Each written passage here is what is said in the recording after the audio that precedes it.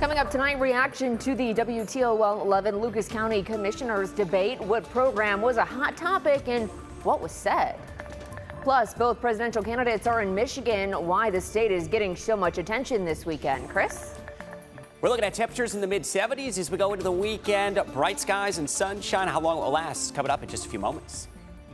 Welcome into WTOL 11 News on Plus. I'm Kaylee Maritet. Thanks for joining us tonight. Let's take a look at your top stories for this Friday. Tonight, a man convicted of a 2007 double murder in Perrysburg Township was sentenced to death, but now a hearing could get him removed from death row. Calvin Nayland was convicted of a shooting and killing of two people at Liberty Trucking in Perrysburg Township in 2007. He has been on death row since. One of his attorneys tells WTOL 11 that a change in the state law allows people sentenced to death to request a competency hearing. That attorney has filed a request to hold that hearing that could change his sentence to life in prison.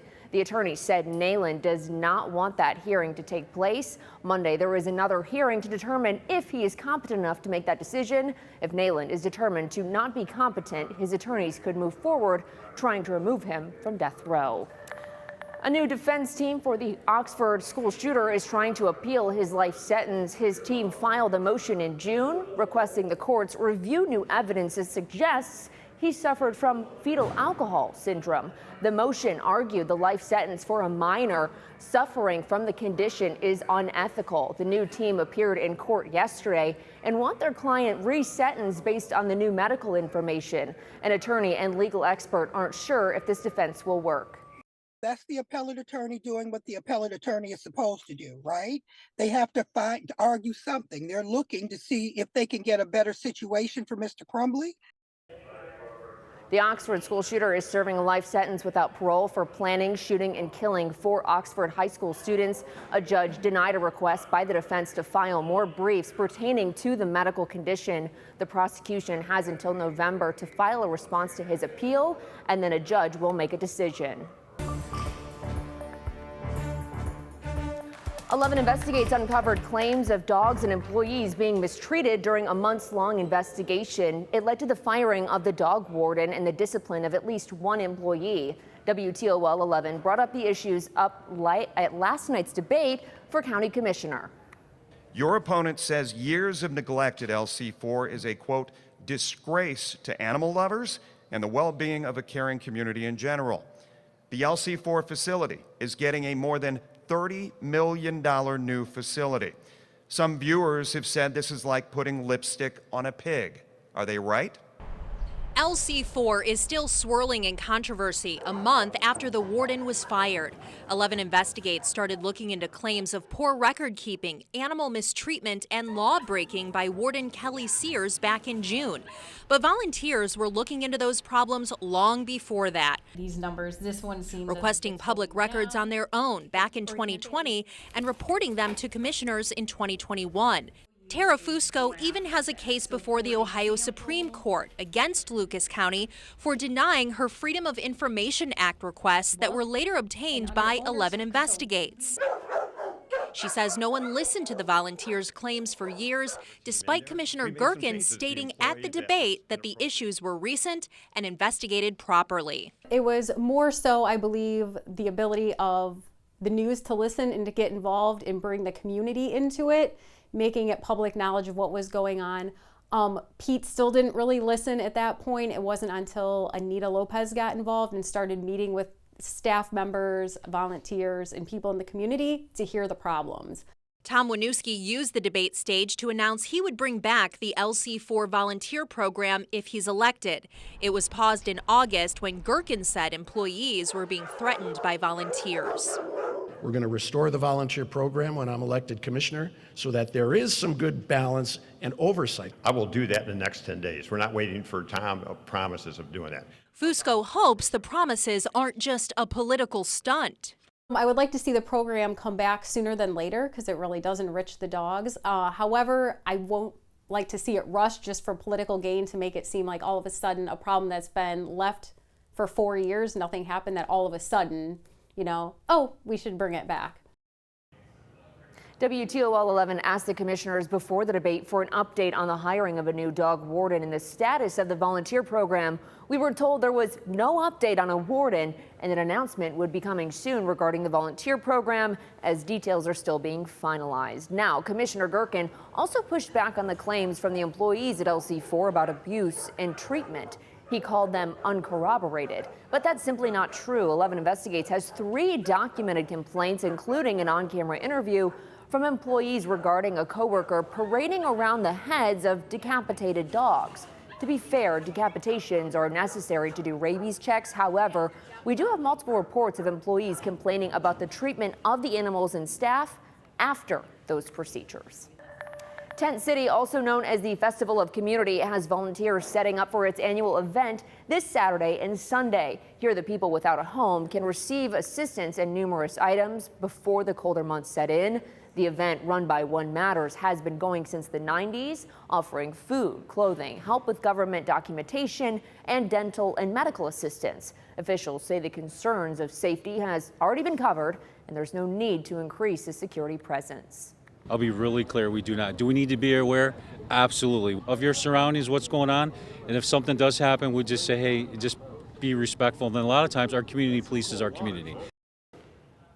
The event will have off-duty law enforcement around with pharmaceutical services. If things do get out of hand, people can call 911 and responses will be quick since police are right next door.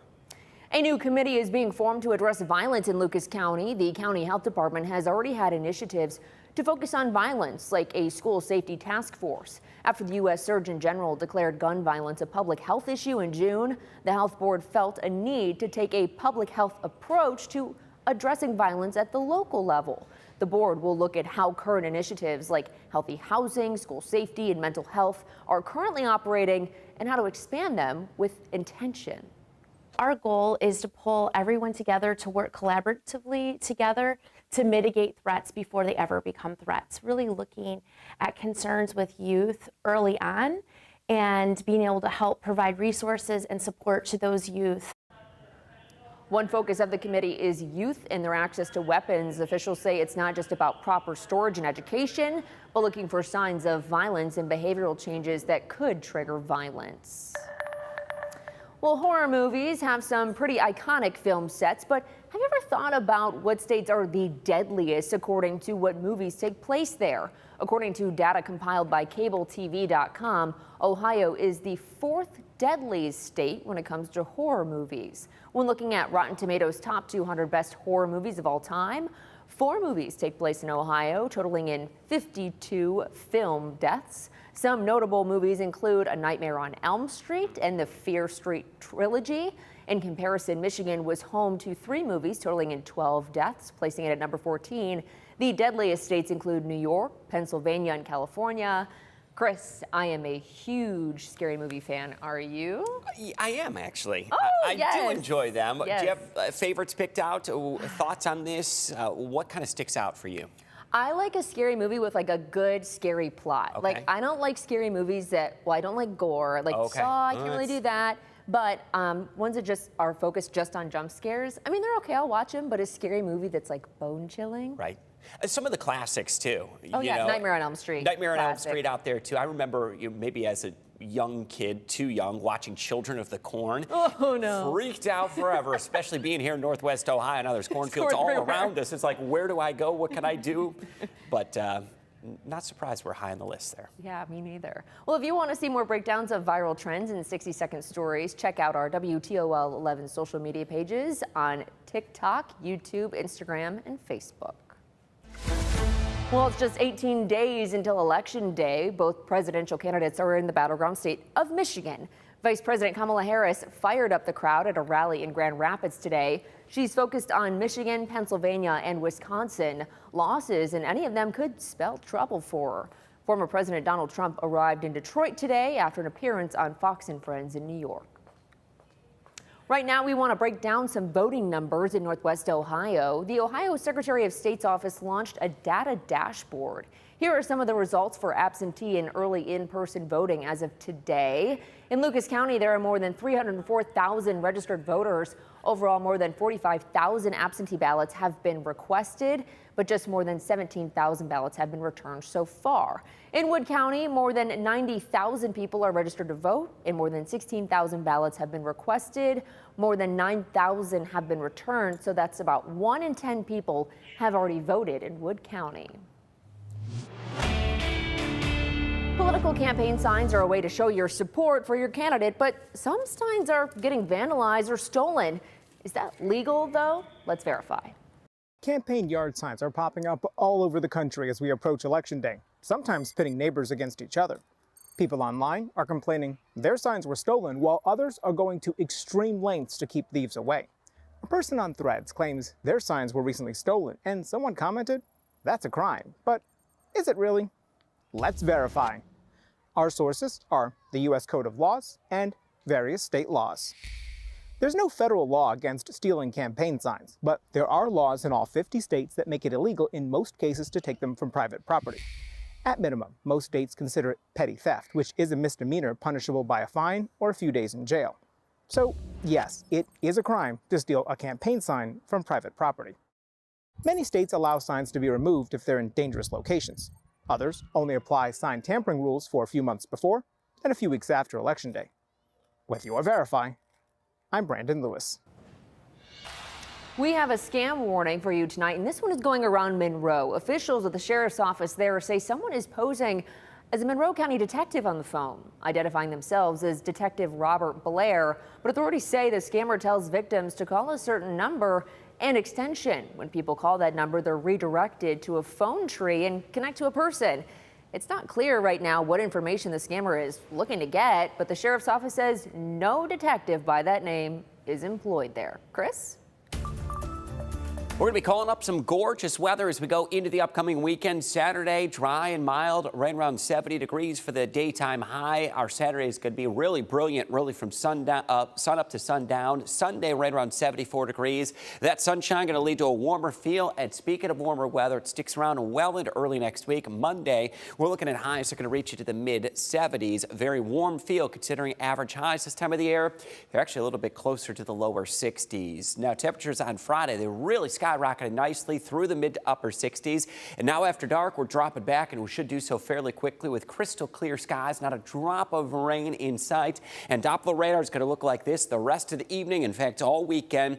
Cloud-free, rain-free, and if you're thinking the pumpkin patch, some of the corn mazes, or heading out to apple picking, it is going to be a brilliant weekend for any outdoor activity. So soak that up. What's it going to feel like? Let's put that hour-by-hour forecast into motion. First thing Saturday morning, still could get a little bit of patchy frost right around the mid to upper 30s. If you do get a little of that frost, the ice scraper or quick defrost should get rid of it by the afternoon. We're going to see highs right around that 70-degree mark. Should be ideal conditions through Saturday afternoon, sunshine and dry weather. Sunday, not quite as cold, still could dip back into the upper 30s to near 40 degrees by Sunday afternoon. Look at this, the mid-70s going to be showing up as we round out the upcoming weekend. So what to expect for your Saturday? We're going to start a little bit clear, cool, and crisp. Some frosty weather going to be possible. Bright skies and sunshine will stretch through the morning into the afternoon. Highs eventually going to reach toward 70 degrees as we get into your afternoon on Saturday. Weekend forecast right around 70 Saturday, mid-70s on Sunday. That will be the warmer of the two weekend days.